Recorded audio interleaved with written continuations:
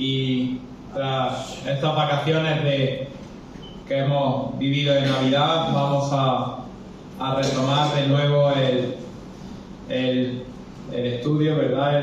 Las predicaciones que estamos teniendo de manera sistemática del Evangelio de Marcos.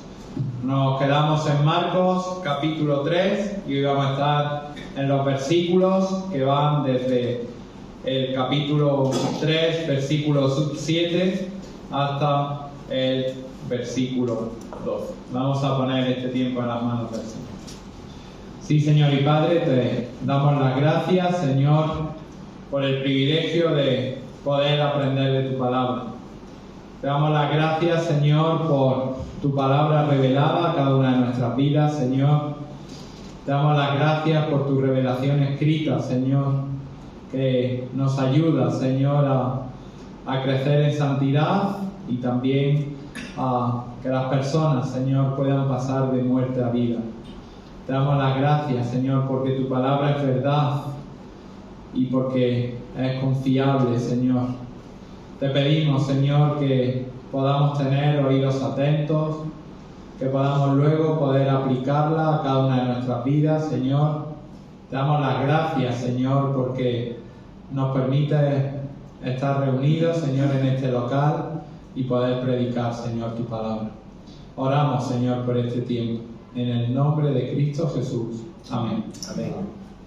Los más jóvenes pensaréis que estoy hablando de hace muchísimos años, pero no es así. Hubo un tiempo, relativamente hace poco, en los cuales los partidos de fútbol no se retransmitían por televisión. Solamente se retransmitía un partido los sábados por la noche y el resto de los partidos eran los domingos a las 5 de la tarde. Las personas lo escuchaban por la radio y luego por la noche, el domingo por la noche, cuando llegaban esos vídeos a partir de las 9, de las 10 de la noche, veíamos el resumen, ¿verdad? Ahí en ese resumen sintetizado de todos los partidos de la liga, lo proyectaban en televisión, nos ponían las mejores imágenes del partido, nos ponían los goles del resto de los otros 9 partidos en los cuales no se podían ver. Eso hoy en día parecerá una utopía porque sabéis que se pueden ver en cualquier sitio, en cualquier lugar, desde cualquier dispositivo, pero antes era así y todos nos conformábamos con ver el resumen en televisión, el gol a gol o el estadio deportivo, ¿verdad? Todos esos programas que nos suenan y éramos felices. Al final se nos daba lo más importante o ese resumen en 3, 4, si era el Madrid quizás 5 o el Barcelona 5 minutos, pero no más de lo que había acontecido durante los 90 minutos.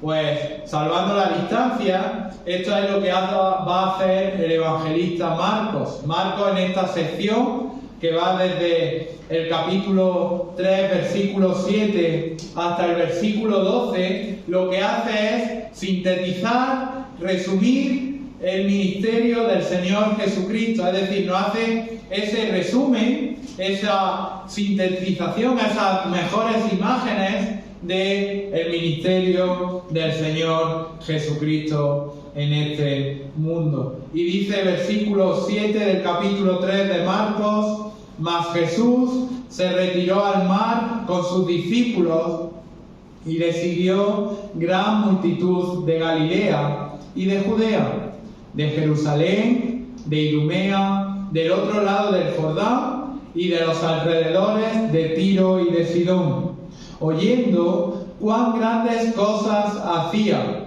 Grandes multitudes vinieron a él, y dijo a sus discípulos que le tuviesen siempre lista la barca, a causa del gentío, para que no le oprimiesen, porque había sanado a muchos, de manera que por tocarle, cuantos tenían plagas, caían sobre él. Y los espíritus inmundos, al verle, se postraban delante de él, y daban voces diciendo: tú eres el Hijo de Dios. Mas él le reprendía mucho para que no le descubriese. Lo que Marcos está haciendo en esta sección es resumir que el ministerio del Señor Jesucristo. Si recordáis, Marcos comienza el Evangelio identificando al Señor Jesucristo como el Hijo de Dios. Si os fijáis en Marcos capítulo 1, versículo 1, dice: principio del Evangelio de Jesucristo, Hijo de Dios. Y no solamente eso, sino que Marcos nos muestra cómo esa afirmación fue certificada por los profetas del Antiguo Testamento, fue anunciada por Juan el Bautista, incluso en el bautismo del Señor Jesucristo por Dios mismo. Además, a partir de ese momento y con el ministerio público del Señor Jesucristo, va a ser validado. Y todas las obras que el Señor Jesucristo realiza a lo largo de su ministerio es para certificar que verdaderamente era Cristo. Jesús demuestra su deidad sobre Satanás, lo hemos visto, ¿verdad? Y lo hemos estudiado en el capítulo 1, versículos 12 y 13, cuando fue tentado y soportó la tentación, demuestra su deidad sobre los demonios. En el capítulo 1, versículos 23 al 27, sobre la enfermedad, sobre el pecado. Y como vimos la última vez que estuvimos en el Evangelio de Marcos, muestra su autoridad sobre el día de reposo, y como estudiamos, con todas las connotaciones que eso tenía. Incluso muestra su autoridad y muestra su deidad cuando hace el llamamiento, ¿verdad?, de sus discípulos.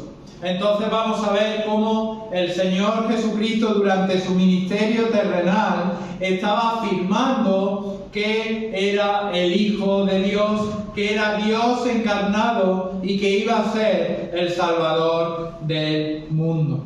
Y en esta sección lo que Marcos está haciendo es ese resumen del ministerio de Jesús y está destacando de forma breve todo lo que él ya había expresado. Y lo vamos a ver y vamos a hacer nuestros puntos del bosquejo de en esta mañana, dos facetas del ministerio del Señor. En primer lugar vamos a ver su popularidad y en segundo lugar vamos a ver su autoridad. En primer lugar, los versículos del 7 al 9 vamos a ver su popularidad y en segundo lugar, los versículos del 10 al 12 su autoridad. Para terminar con esa afirmación que leemos en el versículo 11, que es una verdad teológica,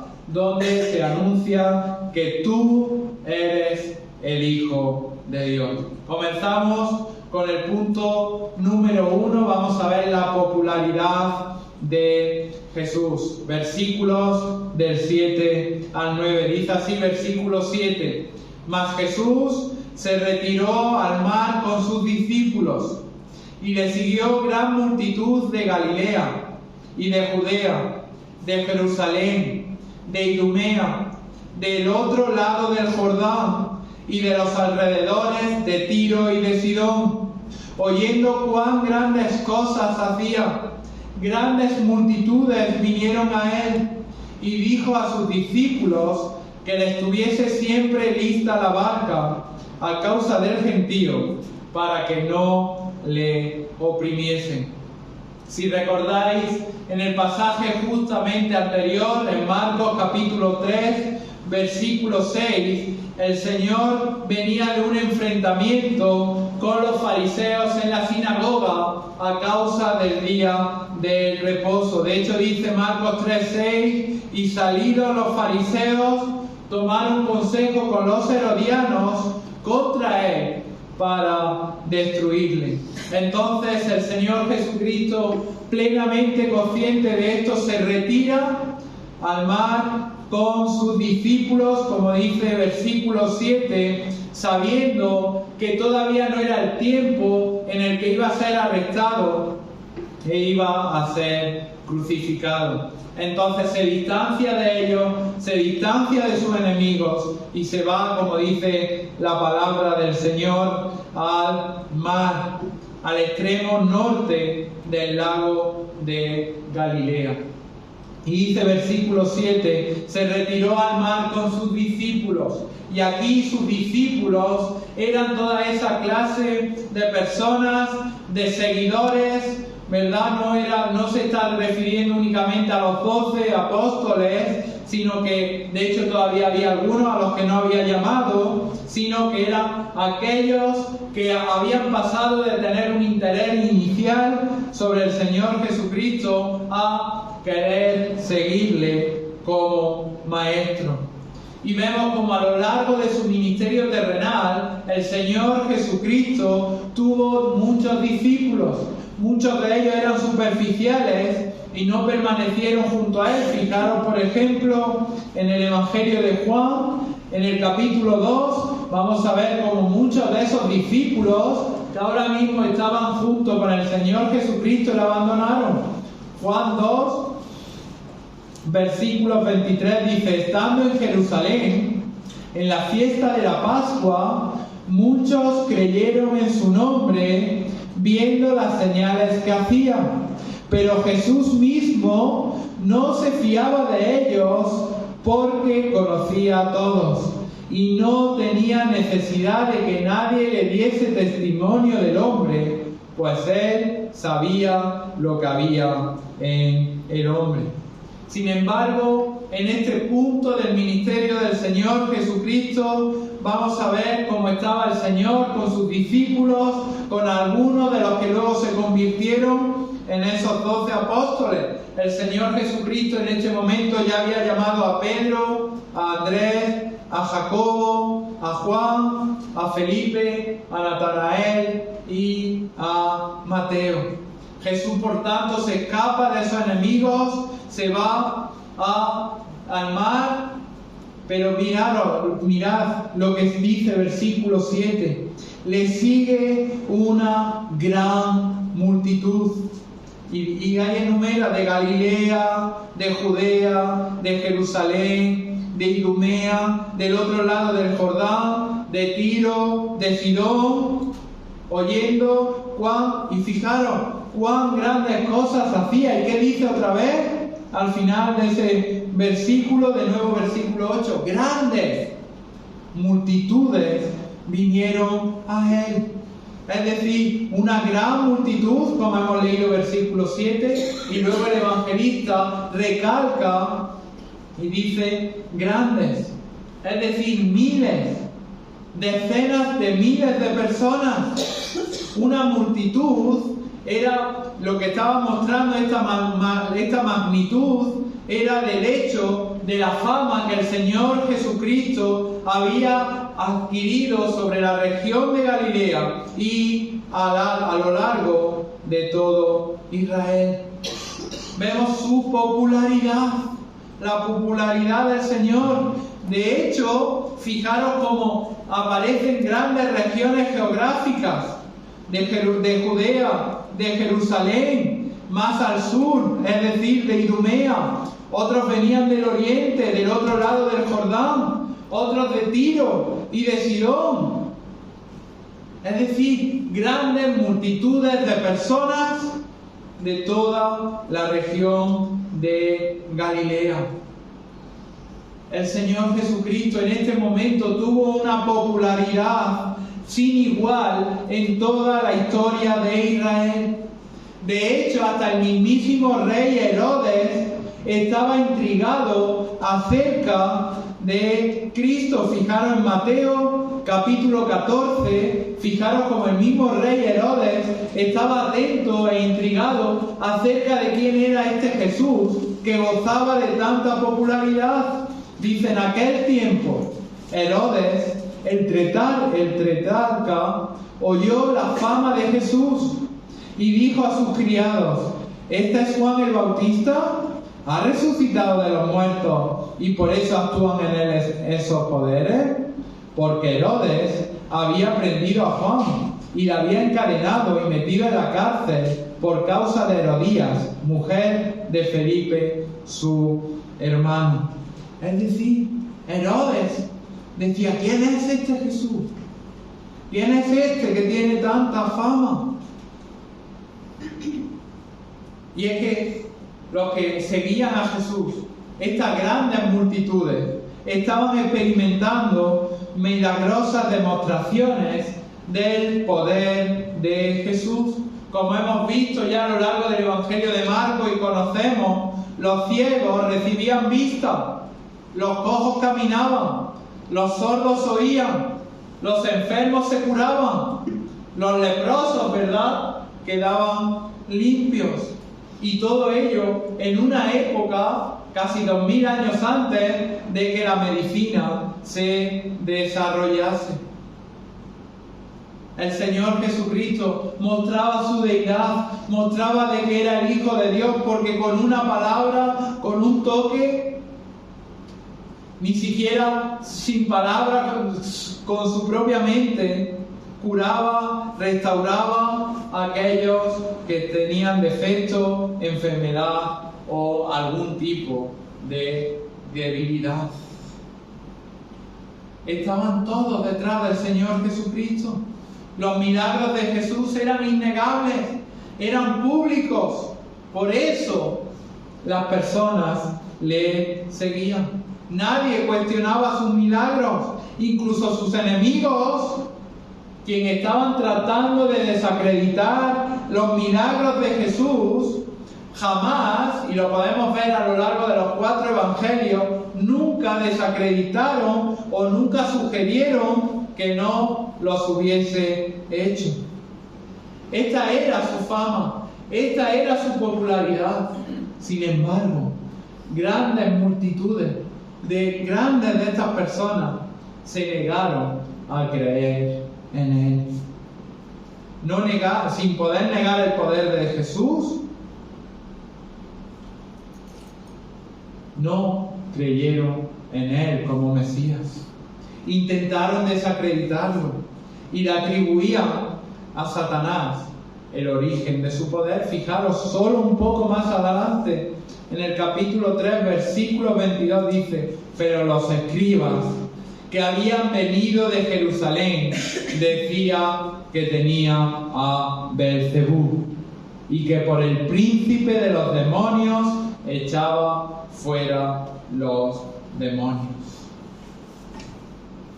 A pesar de estas acusaciones, los dirigentes religiosos, estos escribas, estos fariseos, estos herodianos, no podían alejar a las personas de Jesús. Por eso el Señor Jesucristo dijo: oyendo cuán grandes cosas hacía, grandes multitudes vinieron a él, y dijo a sus discípulos que le tuviesen siempre lista la barca a causa del gentío, para que no le oprimiesen. Es decir, iba a ser aplastado, iba a ser presionado, toda la gente quería acercarse a él, y Jesús entraba a la barca, ¿verdad?, y se apartaba a la orilla. De hecho, un poco más adelante, en Marcos capítulo 1, otra vez comenzó Jesús a enseñar junto al mar, y se reunió alrededor de él mucha gente, tanto que entrando en una barca, se sentó en ella en el mar, y toda la gente estaba en tierra junto al mar. La gente quería experimentar los milagros, quería que les solucionase sus problemas. Sin embargo, cuando el Señor Jesucristo se alejaba, lo que quería era anunciar verdaderamente a lo que había venido. Es decir, quería anunciar el mensaje del Evangelio. Y estas personas, cuando el Señor Jesucristo anunciaba el Evangelio, se sentían ofendidas. Muchos discípulos abandonaron a Jesús, como hemos leído. Muchos lo abandonaron de manera permanente. Fijaros, Juan capítulo 6 se nos anuncia y se nos describe cómo lo rechazaron. Juan capítulo 6, los versículos del 60 al 69. Dice así la palabra del Señor: al oírlas, muchos de sus discípulos dijeron: dura es esta palabra, ¿quién la puede oír? Sabiendo Jesús en sí mismo que sus discípulos murmuraban, de esto les dijo: ¿esto os ofende? Pues ¿qué? Si viereis al Hijo del Hombre subir a donde estaba primero, el Espíritu es el que da vida, la carne para nada aprovecha. Las palabras que yo os he hablado son espíritu y son vida. Pero hay algunos de vosotros que no creen, porque Jesús sabía desde el principio quiénes eran los que no creían y quién le había de entregar. Y dijo: por eso os he dicho que ninguno puede venir a mí si no le fuere dado del Padre. Desde entonces muchos de sus discípulos volvieron atrás y ya no andaban con él. Aquí no solo se está refiriendo a los 12, sino a toda esta multitud de discípulos. De hecho, de los 12, solamente le abandonó Judas, ¿verdad? 67. Dijo entonces Jesús a los 12: ¿queréis acaso iros también vosotros? Le respondió Simón Pedro: Señor, ¿a quién iremos? Tú tienes palabras de vida eterna, y nosotros hemos creído y conocemos que tú eres el Cristo, el Hijo del Dios viviente. Muchos abandonaron a Jesús cuando Él predicaba la palabra de Dios. En primer lugar, hemos visto, por tanto, su popularidad. Una popularidad que estaba basada en esos milagros, pero que luego vemos cómo fue llevado, ¿verdad?, a una cruz a morir. Y en segundo lugar, vamos a ver el poder. Vamos a ver el poder y la autoridad de Cristo. Versículos del 10 al 12. Dice: porque había sanado a muchos, de manera que por tocarle, cuantos tenían plagas caían sobre él. Y los espíritus inmundos, al verle, se postraban delante de él y daban voces diciendo: tú eres el Hijo de Dios. Mas él les reprendía mucho para que no le descubriesen.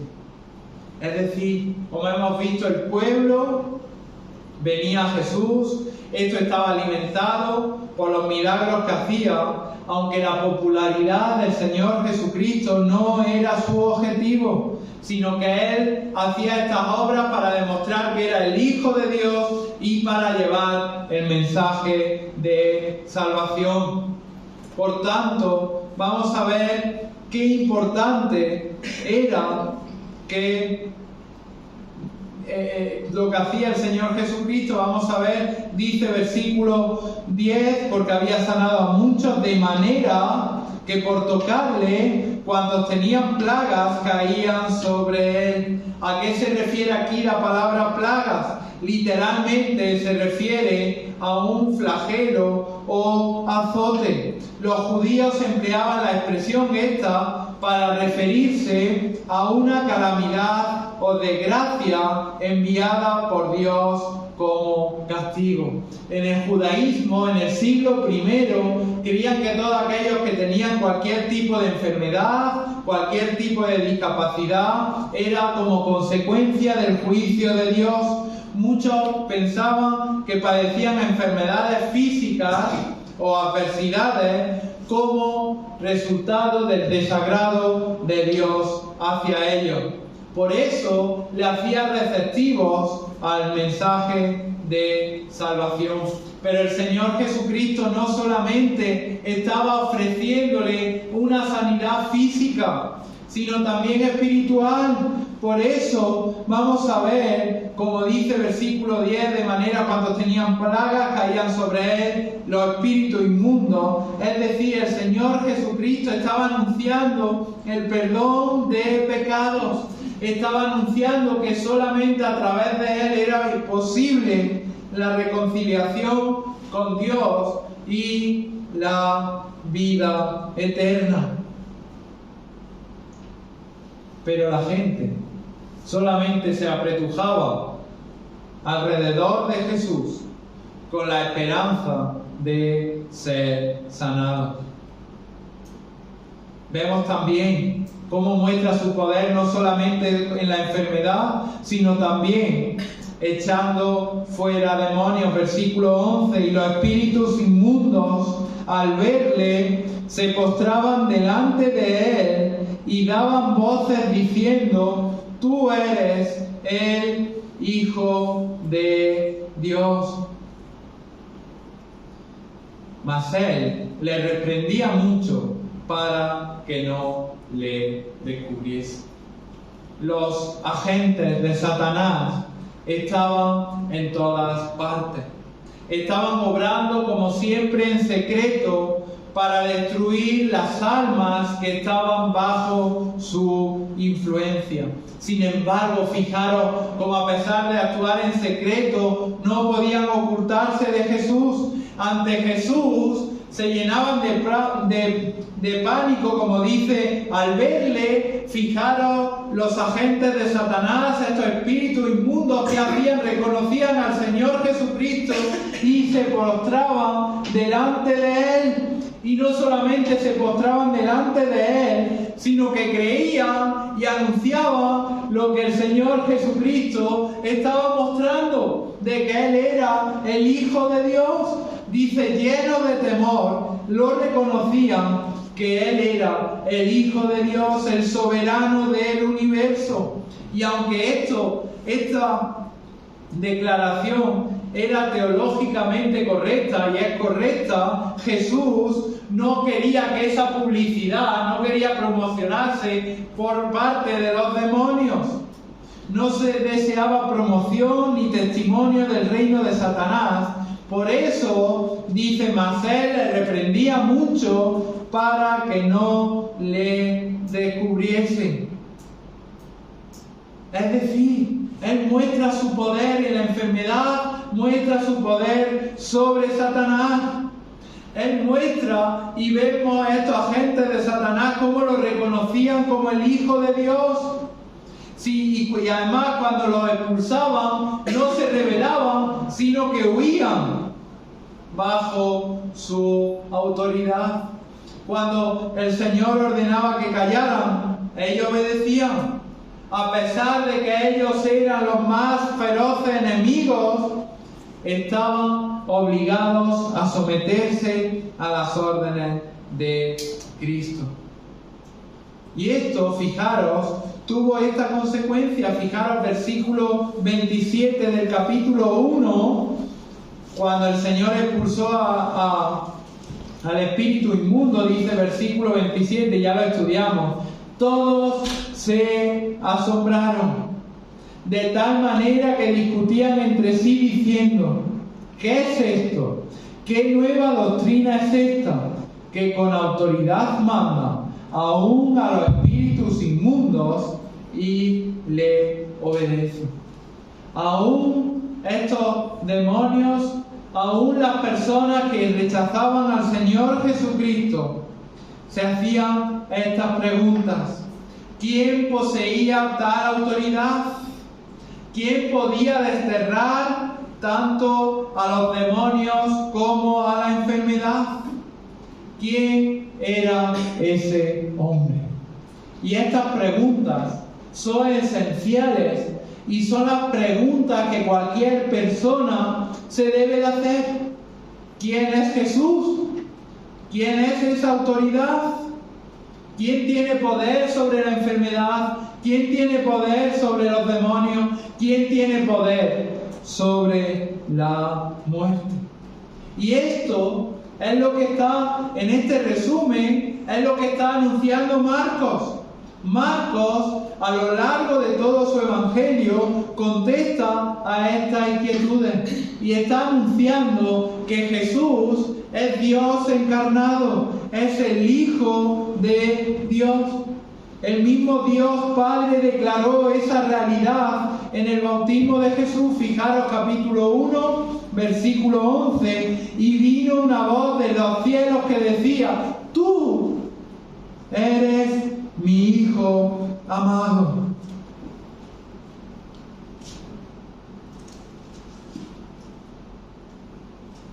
Luego, las personas, los discípulos, comenzaron a creer, ¿verdad? Y creyeron, algunos de ellos, en el Señor Jesucristo. La nación de Israel, como un todo, nunca lo hizo. Bajo sus dirigentes apóstatas, el pueblo rechazó a Jesús y lo negaron como Mesías y Rey divino. Y la pregunta que nos tenemos que hacer cada uno de nosotros, después de este resumen que hace aquí Marcos: ¿quién es Jesús? ¿Lo vamos a rechazar? ¿Vamos a vivir de espaldas a Cristo? ¿Vamos a vivir de espaldas a su palabra? ¿Vamos a vivir conforme a la corriente de este mundo? ¿Seguimos a Cristo como muchos de estos discípulos por su fama? ¿Seguimos a Cristo por aquello que podemos sostener? ¿Porque nos pueden resolver nuestros problemas? ¿O verdaderamente reconocemos al Señor Jesucristo como nuestro Salvador, como el Rey de Reyes y Señor de Señores, como el Hijo de Dios, como el Mesías, como aquel que murió por cada uno de nuestros pecados? Esta es la diferencia.